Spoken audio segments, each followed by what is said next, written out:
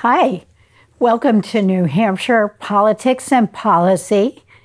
I am State Senator Cindy Rosenwald from Nashua, and you're watching us on Nashua Public Television. This is the show where we talk about all things political from a Democratic perspective.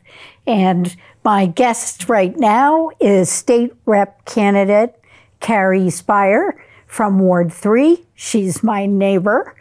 I've met her in the neighborhood over a number of years, and she is now running for the State House. Hi, Carrie. Hi, how you doing? I'm good. How are you? Pretty good. It's a beautiful day today for canvassing. Yes, well, I'm sure you'll be out knocking doors later, and maybe you already have been. No, it'll be this afternoon. And it's going to be hot. Yeah, it has been a lot lately. Well, so this is your first time running for office, isn't it? Yes, it is. But you've been involved politically for a long, long time. I have, and it's been an evolutionary process as far as how much I've been involved. Mm-hmm. But I retired from work just when they started the COVID shutdown. And, you know, we were all sitting at home trying to figure out what to do with ourselves. So what I decided to do was start doing some research. And that's when I got very deeply involved. And the result of that is my desire to run for office. So what kind of research were you doing?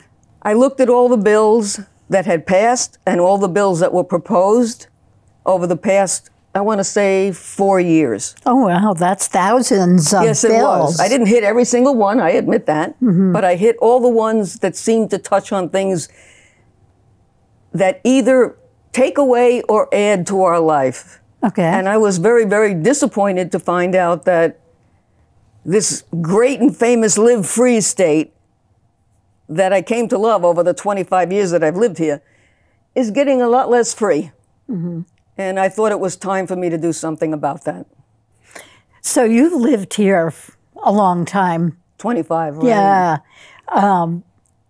I've lived in Nashua 34 years. Oh, you got me Same beat. house. So we're long time in the neighborhood, long time in Ward 3. And I know that you are a dog owner or were, and so you're out walking a dog a lot, Right. and you get to meet a lot of people that way.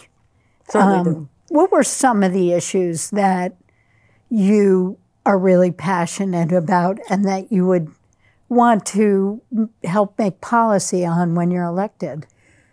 One of the things that I found happening was that people, like LGBTQ people, were getting marginalized. Laws that, in a state that prided itself on being free, laws were being passed to kind of curtail their rights. Mm. Laws are being passed that don't allow teachers to teach subjects that relate to the real world. Our children need to know what's happening in the real world. Goodness knows they're getting it from TikTok. Mm-hmm. So they might as well get it from a teacher who actually knows what's going on. And anybody who thinks there is not a gender inequality problem, I can talk from personal experience that there certainly is. Did you feel that in the workforce? I did up until I came here. Uh-huh. It's interesting. Some of the companies I worked at early on, and I was an engineer for 53 years, so early on, it was brutal for women. Mm. I mean, I've been through layoffs. I have never been laid off, but I have been through layoffs where every woman in the place was laid off. I've been involved with unions where they said where salaries were set, but that the women's salaries had to be lower than the men's salaries. By design. By design. By absolute requirement. When Grumman lost, I used to work for Grumman Aerospace, when they lost the space shuttle program, they laid off every woman PhD they had. It hasn't been an easy road, especially in military aerospace. It came to BAE, and it was a lot better. Mm-hmm. But BAE has its issues now as well. I won't say that they're in that area necessarily at all. They're more or less in the area of people running the business who are not as familiar or family-oriented as we used to be. Mm-hmm. But that's a bigger international company now, too. And it's run with some British influence. Mm-hmm. Which is, I guess it's okay, and everybody's struggling these days trying to make ends meet, and, they got hit hard with COVID. So I suppose that they have some financial issues. But I would say that BAE was the first place I've worked at where I didn't run into the problem. Mm-hmm. That's great to hear. Actually, it is. But now I'm seeing, we have the first ban against abortion that we've ever had in this state. Women are no longer allowed to work with their doctor to work on their pregnancy issues. And there are all, throughout the entire term of a pregnancy, there's all kinds of issues that can happen. Mm-hmm. She can't work on those alone with her doctor. She has to go get permission from the law establishment, from the court establishment. That's, I don't even know how to tell you how that makes me feel marginalized as a woman. Mm-hmm. I think what's happening to our schools, the fact that there are forces afoot that want to defund our public schools. And I'm a public school kid.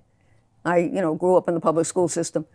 And to find out that the way New Hampshire funds its public schools and the taxes that result from that are absolutely appalling and among the worst in the country. Mm-hmm. We have the only university in the country, New Hampshire, Southern, let me get that name right, New Hampshire University, I guess the University of New Hampshire, mm-hmm. UNH, that is not subsidized by the state. Very little. Yeah. New York has its state schools. Alabama has a state school. And if we can imagine being worse than Alabama. Has great state school. But we don't have.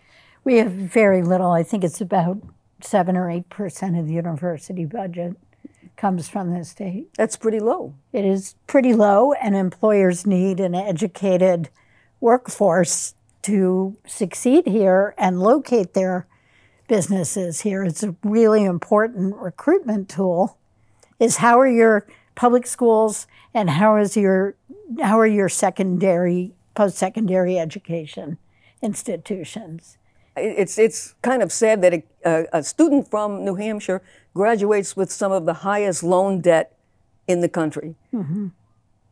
That means that he literally that person, man or woman, may have to leave the state in order to get a job commensurate to make enough money to pay that loan off. And my understanding is that 30% of graduating students leave the state. And that's at the high school level. 30% don't even want to live here. I think it might even be higher than that. You think so? It is high, and a lot of them then never come back. So I know you're knocking on a lot of doors. What kinds of things are you hearing from your neighbors in Ward 3? One of the things that I hear, and something that, because of my engineering background, that I care about a lot, is the cost of energy. Mm-hmm. We've been told we're going to get hit with a 100% rate increase in electricity. New Hampshire generates a staggering amount of wind power upstate, but it's all sold to Vermont and to Maine. We don't get the benefit of any of it down here. Mm. And we don't get that benefit because we don't have an infrastructure that can support it. Decisions were made some years back that they were not going to update the infrastructure, and the reason is the fossil fuel companies and Eversource has a pretty strong lobby, and they pretty much stopped it from happening. I want to work on that energy problem. I think we are generating the energy, and we have opportunities to generate more. We have a $400 million surplus in this state. Some of that could be used to invest in ways to get that electricity down here. And I think it's very short-sighted to think we're not going to do that. So energy is something we're all hearing a lot about because the Public Utilities Commission, which the members were all appointed by Governor Chris Sununu, got a rate, they approved a rate increase that is really high. I got my energy bill for August yesterday, and it was at least 50% higher than normal. And I don't use that much electricity. I don't have air conditioning all through my house. I have a little window unit in my bedroom, which most of the time I don't even use. But my electric bill is probably 50% higher for August. I can't even think what it's going to be like in the winter when it's dark and I've got lights on more. And I think it's going to be really hard for New Hampshire families. So definitely investing in more renewable energy would really be helpful.